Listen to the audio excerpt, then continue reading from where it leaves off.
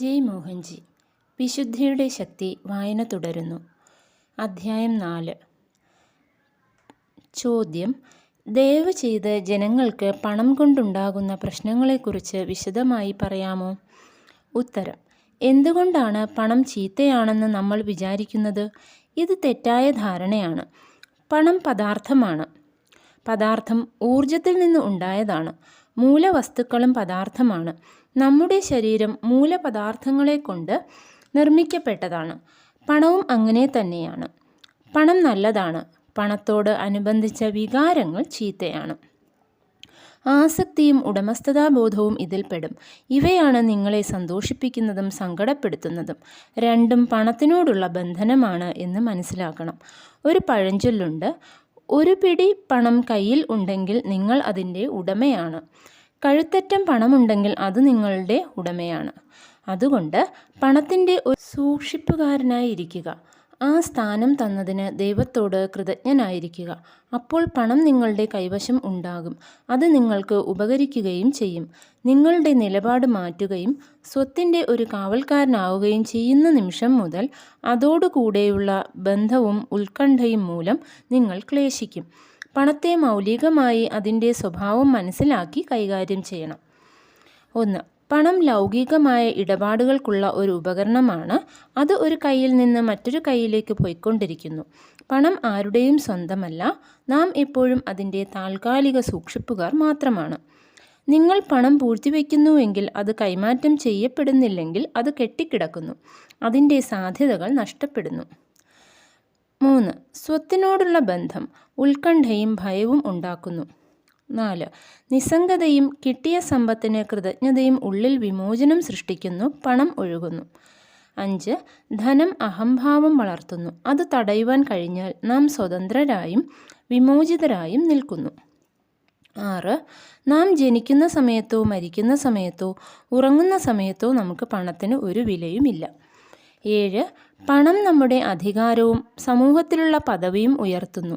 അതോടൊപ്പം നമ്മുടെ അഹംഭാവവും ബന്ധങ്ങളും അത്യാർത്തിയും വളരുകയാണെങ്കിൽ ആത്മീയമായി ദരിദ്രമായ ഒരു ജീവിതമായിരിക്കും നമ്മുടേത്. വിനയവും അനുകമ്പയും നല്ല പെരുമാറ്റവുമാണ് ധനവർദ്ധനയോടൊപ്പം വളരുന്നതെങ്കിൽ നമുക്ക് ജീവിതത്തിൽ വളരെയധികം നേട്ടമുണ്ടാകുന്നു. വിവേകശാലികൾ ധനത്തെ നിസ്സംഗമായും കൃതജ്ഞതാപൂർവവും കൈകാര്യം ചെയ്യുന്നു. സാധാരണക്കാർ ധനത്തെ അഹംബോധത്തോടെയും അഹങ്കാരത്തോടെയും കൈകാര്യം ചെയ്യുന്നു. അവർ അകമേ ദരിദ്രരും പുറമേക്ക് ധനവാന്മാരുമായി നിലകൊള്ളുന്നു.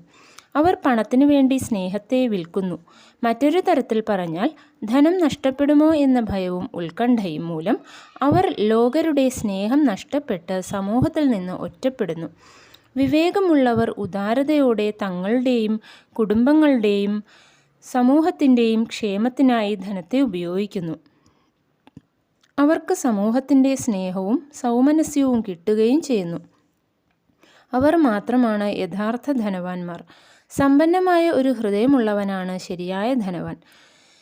നമുക്ക് അടുത്ത് ബന്ധമില്ലാത്ത കുറച്ചുപേർക്കെങ്കിലും സന്തോഷവും സമാധാനവും നൽകുവാൻ കഴിയുമ്പോഴാണ് നമ്മുടെ ജീവിതം അർത്ഥവത്താകുന്നത്. അല്ലെങ്കിൽ നമ്മുടെ തന്നെ സ്വത്തിന് ഉത്കണ്ഠയോടെ കാവലിരുന്നു കൊണ്ട് നാം ജീവിതം പാഴാക്കി കളയുന്നു. സാധാരണയായി അങ്ങനെയുള്ളവർ പ്രയാസപ്പെട്ട് സമ്പാദിച്ച പണം അടുത്ത തലമുറ ദൂർത്തടിച്ചു കളയുന്നു. പുതിയ തലമുറയ്ക്ക് ഈ ധനത്തിന് പിന്നിലുള്ള വികാരം മനസ്സിലാവുകയില്ല. അവർ അത് തോന്നിയതുപോലെ ദുർവ്യയം ചെയ്യുന്നു. ഇത് അവരുടെ മാതാപിതാക്കൾക്ക് ഹൃദയഭേദകമായിരിക്കും. അവർ ഭഗ്നഹൃദയരായി നിസ്സഹായരായി മരിക്കുകയും ചെയ്യുന്നു. അവർ അടുത്ത ജന്മത്തിലേക്ക് മുഖ്യമായും കൊണ്ടുപോകുന്നത് ഈ നിസ്സഹായതയായിരിക്കും. ഉദാരമതികളായ ധനവാന്മാർ അവരുടെ മക്കൾക്ക് നിസ്വാർത്ഥതയുടെ ഒരു പൈതൃകം ബാക്കി വയ്ക്കുന്നു. മക്കൾ പിതാക്കളുടെ മാതൃക പിന്തുടർന്ന് ദാനം ശീലിക്കുന്നു. അനുഗ്രഹീതരായ ആ പിതാക്കൾ സഫലമായ ഒരു ജീവിതത്തിന് ശേഷം ശാന്തരായി മരണത്തെ വരിക്കുന്നു. ദാനമാണ് ശരിയായ സന്തോഷം നൽകുന്നത്. നിങ്ങൾക്ക് കൊടുക്കുവാൻ കഴിയുന്നത് മാത്രം കൊടുക്കുക. വൈകാരികത കൂടാതെ പൂർണ്ണ മനസ്സോടെ കൊടുക്കുവാൻ ശീലിക്കുക. കർത്തൃത്വബോധം കൂടാതെ പാവങ്ങൾക്ക് കൊടുക്കുക. നിങ്ങൾ വിമോചിതരായി നിലകൊള്ളും. നിങ്ങൾക്ക് ശാന്തിയും സുഖവും ഉണ്ടാകും. ചോദ്യം: പ്രതിച്ഛായയ്ക്ക് മൂല്യമുണ്ടെന്ന് അങ്ങ് കരുതുന്നുണ്ടോ? ഉത്തരം: അന്വേഷകനെ സംബന്ധിച്ചിടത്തോളം പ്രതിച്ഛായയ്ക്ക് വിലയുണ്ട്. അന്വേഷിക്കപ്പെടുന്ന ആൾക്ക് പ്രതിച്ഛായയ്ക്ക് വിലയില്ല. അന്വേഷകന് പ്രതിച്ഛായ ഒരു മാർഗമാണ്, അഥവാ പ്രതിച്ഛായയ്ക്കപ്പുറമുള്ള മണ്ഡലങ്ങളിലേക്ക് കടക്കുവാനുള്ള ഒരു വാതിലാണ്. ഗുരു പ്രതിച്ഛായയെ ആശ്രയിച്ച് നിൽക്കുന്നവനാണെങ്കിൽ അത് സൂക്ഷ്മമായ അഹംഭാവത്തെയാണ് സൂചിപ്പിക്കുന്നത്. ചില ഗുരുക്കന്മാർ അന്വേഷകരുടെ ശ്രദ്ധയെ ഒരു ബിന്ദുവിലേക്ക്, പൂർണ്ണമായ ശ്രദ്ധയിലേക്ക് കൊണ്ടുവരിക എന്ന ലക്ഷ്യത്തോടെ മനഃപൂർവ്വം തങ്ങളുടെ ഛായാചിത്രങ്ങൾ വിതരണം ചെയ്യാറുണ്ട്. ഇത് അഹംഭാവമായി കണക്കാക്കുവാൻ കഴിയുകയില്ല. പലതരക്കാരായ അന്വേഷകരുടെ ശ്രദ്ധ അവർക്ക് ജ്ഞാനമോ ഊർജമോ പകർന്നു കൊടുക്കത്തക്ക വിധം കേന്ദ്രീകരിക്കുവാൻ വേണ്ടി ഗുരുക്കന്മാരുടെ ഒരു പരിശ്രമമാണ് അത്. അനുയായികളുടെ അലഞ്ഞു നടക്കുന്ന ശ്രദ്ധയെ നിയന്ത്രിച്ച് ഏകാഗ്രതയിലേക്ക് കൊണ്ടുവരാനുള്ള ഒരു പരിശ്രമം. കേന്ദ്രീകരിക്കാനും അതിനപ്പുറം പോകുവാനും ഉതകുന്ന ഒരു നല്ല ഉപകരണമാണ് പ്രതിച്ഛായ. നാം പ്രതിച്ഛായയിൽ തന്നെ നിന്നു പോയേക്കാം എന്നുള്ളതാണ് അപകടം. ഗുരുവിൻ്റെയോ ദൈവത്തിൻ്റെയോ സാന്നിധ്യത്തെ ഓർമ്മപ്പെടുത്തുന്നതും വീണ്ടും ഉറപ്പ് നൽകുന്നതുമാണ് പ്രതിച്ഛായ. കാണാവുന്നത് കാണാൻ കഴിയാത്തതിനെ സൂചിപ്പിക്കുന്നു. എല്ലാ പ്രതിച്ഛായകളും താൽക്കാലികമാണ്. പലർക്കും ഊർജമണ്ഡലങ്ങളെ മനസ്സിലാക്കുവാനുള്ള കഴിവില്ല. അങ്ങനെയുള്ളവർക്ക് ഒരു പ്രതിച്ഛായ സഹായകമാകും. പ്രതിച്ഛായ ഇടവിടാതുള്ള ശ്രദ്ധയിലൂടെയും ഊർജിതമാക്കലിലൂടെയും മൂല്യം നേടുന്നു. അത് സജീവമായി തീരുന്നു, ഒരു മാർഗദർശക ശക്തിയായി തീരുന്നു. പ്രതിച്ഛായയുടെ മൂല്യം അന്വേഷകന്റെ മനോഭാവത്തെ ആശ്രയിച്ചിരിക്കുന്നു. അഹംബോധം എത്രമാത്രം ചെറുതാണോ മൂല്യം അത്രമാത്രം വലുതായിരിക്കും. എന്തുകൊണ്ടെന്നാൽ അപ്പോൾ ആത്മസമർപ്പണ മനോഭാവം ശക്തമായിരിക്കും. ആത്മാർപ്പണം ഉന്നതമായ സത്തയോടുള്ളതാണ്. പ്രതിച്ഛായ ആ സത്തയുടെ ഒരു പ്രാതിനിധ്യം മാത്രമാണ്. ചോദ്യം: ഒരു പ്രതിച്ഛായ കാത്തുസൂക്ഷിക്കുന്നതിൽ അങ്ങ് ശ്രദ്ധിക്കാറില്ലെന്ന് ഞാൻ വായിച്ചു. എന്തുകൊണ്ട്? ഉത്തരം: പ്രതിച്ഛായകൾ നശിച്ചു പോകുവാൻ എളുപ്പമാണ്. ചട്ടക്കൂടുകൾ നിർമ്മിക്കുവാനും ആളുകളെ അതിനകത്ത് ബന്ധിക്കുവാനും ജനങ്ങൾക്ക് വലിയ താൽപ്പര്യമാണ്. ഒരു വ്യക്തിയെ ദ്വിമാനത്തിൽ കാണുവാനാണ് ജനങ്ങൾക്കിഷ്ടം. അവർ കൂടുതൽ വാസ്തവമായ ത്രിമാനങ്ങളെ അവഗണിക്കുന്നു. ജനങ്ങൾ നിശ്ചിതങ്ങളായ വസ്തുക്കളെ ഇഷ്ടപ്പെടുന്നു. എന്നാൽ ശരിയായ വ്യക്തിത്വങ്ങൾ അപരിമേയങ്ങളാണ്. നമ്മുടെ ജീവിതം തന്നെ അപരിമിതമാണ്. ആത്മാവ് അനന്തമാണ്. ഓരോ നിമിഷവും നാം മാറിക്കൊണ്ടിരിക്കുന്നു. ഓരോ കോശത്തിനും ഒരു നിശ്ചിത സമയത്തിനകം മാറ്റം സംഭവിക്കുന്നു. ദേഹം മാറുന്നു, മനസ്സു മാറുന്നു, വികാരം മാറുന്നു, സാഹചര്യങ്ങൾ മാറുന്നു, ജീവികൾ മരിക്കുന്നു, പുതിയ ജന്മങ്ങൾ എടുക്കുന്നു. മാറ്റം ഐഹിക ജീവിത സത്യമാണ്.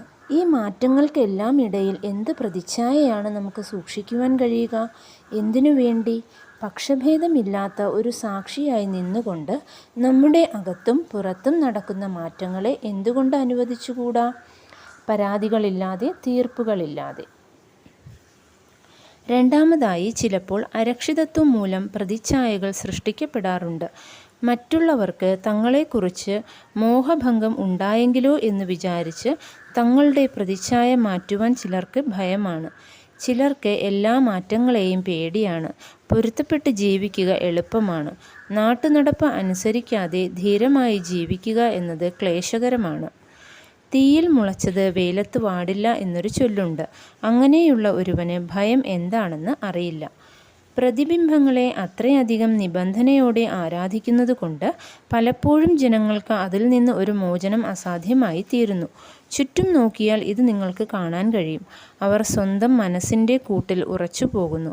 മനസ്സ് അത്രയ്ക്ക് വ്യവസ്ഥിതമായതുകൊണ്ട് അവർ മറ്റുള്ളതിനെയെല്ലാം നിരാകരിക്കുന്നു. തങ്ങളുടെ ഉപബോധ മനസ്സിൽ ആഴത്തിൽ മുദ്രണം സാധിച്ച ആ പ്രതിബിംബത്തെ തന്നെ അവരുടെ ആത്മാവ് കൈവരിക്കുന്നു. അല്ലെങ്കിൽ ചിലപ്പോൾ നിഷ്ക്രിയത്വവും മോഹഭംഗവും സംഭവിക്കുന്നു. ജനങ്ങളെ ബന്ധിക്കുകയോ അന്ധരാക്കുകയോ അല്ല എൻ്റെ ലക്ഷ്യം. കഴിയുമെങ്കിൽ അവരെ മോചിപ്പിക്കുവാനാണ് ഞാൻ പ്രയത്നിക്കുന്നത്. എൻ്റെ ജന്മം കൊണ്ട് കുറച്ചു പേരെയെങ്കിലും മോചനം ലഭിക്കുന്നതിന് സഹായിക്കാൻ കഴിഞ്ഞാൽ അതെനിക്ക് സംതൃപ്തി നൽകും. ഞാൻ എൻ്റെ കടമ ചെയ്യുന്നു. എന്നെ സംബന്ധിച്ചിടത്തോളം ഒരു പ്രതിച്ഛായയോടും പൊരുത്തപ്പെടാതിരിക്കലാണ് സ്വാതന്ത്ര്യത്തിലേക്കുള്ള മാർഗം. ജനങ്ങൾക്ക് എന്നെ ഏതെങ്കിലും ചട്ടക്കൂടിൽ ബന്ധിക്കുക ബുദ്ധിമുട്ടായിരിക്കും. അപ്രകാരം അവരും ബന്ധിക്കപ്പെടാതെയും വിമോചിതരായും നിലകൊള്ളും. അതിശക്തമായി വ്യവസ്ഥിതരായവർ വിട്ടുപോകും. കുഴപ്പമില്ല, തങ്ങളുടെ പരിധികളെ ലംഘിക്കുവാൻ അവർക്ക് സമയമായിട്ടില്ല. കാണാൻ കഴിവുള്ളവർ കൂടെ നിൽക്കും. ഒരു ഉദ്യാനത്തിലെ പ്രതിമയായി നിൽക്കാനും എനിക്ക് താല്പര്യമില്ല. മഹാപുരുഷന്മാർ അവരുടെ എല്ലാ പ്രൗഢിയോടും കൂടി ഉദ്യാനത്തിലോ പൊതുസ്ഥലത്തോ പക്ഷികൾക്ക് ടോയ്ലറ്റായി നിൽക്കുന്നത് കാണുമ്പോൾ അതൊരു വലിയ നേരം പോക്കായി എനിക്ക് തോന്നാറുണ്ട്. അത്ര മഹത്തായ ടോയ്ലറ്റുകൾ പക്ഷികൾക്ക് വളരെ ഇഷ്ടമാണെന്ന് എനിക്ക് ഉറപ്പാണ്. എത്രയോ ജനങ്ങൾ ഈ ഭൂമിയിലൂടെ സഞ്ചരിച്ചിട്ടുണ്ട്.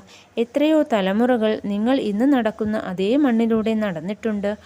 അവരും ഇതേ സ്നേഹം, വിദ്വേഷം, ഉത്കണ്ഠ, ഭയം മുതലായ വികാരങ്ങളോടെ ജീവിച്ചു. അവരെല്ലാം തങ്ങൾ മറ്റുള്ളവരേക്കാൾ യോഗ്യരാണെന്ന് വിശ്വസിച്ചു. പ്രയോജനകരമായി ജീവിക്കുന്നതിനേക്കാൾ ധനം സമ്പാദിക്കുന്നതിൽ ശ്രദ്ധിച്ചു. നമ്മളും അതുതന്നെയാണ് ചെയ്യുന്നത്. നമ്മളും അവരിൽ നിന്ന് വ്യത്യസ്തരല്ല. നിങ്ങൾക്ക് ഇന്ന് എന്ത് പ്രയോജനപ്രദമായി ചെയ്യാൻ കഴിയുന്നു എന്നതാണ് പ്രധാനം. പ്രതിച്ഛായ പ്രധാനമല്ല. നിങ്ങളുടെ പ്രവൃത്തിയുടെ പരിശുദ്ധിയാണ് പ്രധാനം. ഈ ലോകമാണ് നിങ്ങളുടെ സ്വപ്നലോകം. ജയ് മോഹൻജി. Thank U.